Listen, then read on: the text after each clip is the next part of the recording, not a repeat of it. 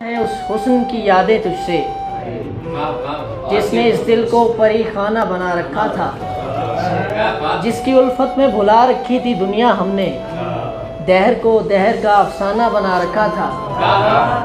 आशना है तेरे कदमों से वो राहें जिन पर उसकी मदहोश जवानी ने इनायत की है। कारवां गुजरे हैं जिनसे उसी राहनाई के, जिनकी इन आँखों ने बेसूद इबादत की है। तुझसे खेली हैं वो महबूब हवाएं जिनमें उसके मलबूस की अफसुर्दा महक बाकी है। तुझ पे बरसा है उसी बाम से माताब का नूर, जिनमें बीती हुई रातों की कसक बाकी है। तूने देखी है वो पेशानी, वो रुखसार, वो होंठ, जिंदगी जिनके तसव्वुर में लुटा दी हमने। तुझ पे उठी हैं वो खोई हुई साहिर आंखें, तुझको मालूम है कि उम्र गवा दी हमने। हम पे मुश्तरका है एहसान गमे उल्फत के, इतने एहसान के गिनवाऊं तो गिनवा न सकूं।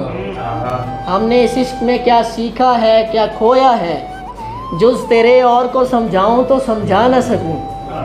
आजिज़ी सीखी, गरीबों की हिमायत सीखी, यासो हुरमान के दुख दर्द के मानी सीखे। ज़ेर दस्तों के मसाइब को समझना सीखा, सर्द आहों के रुखे जर्द के मानी सीखे।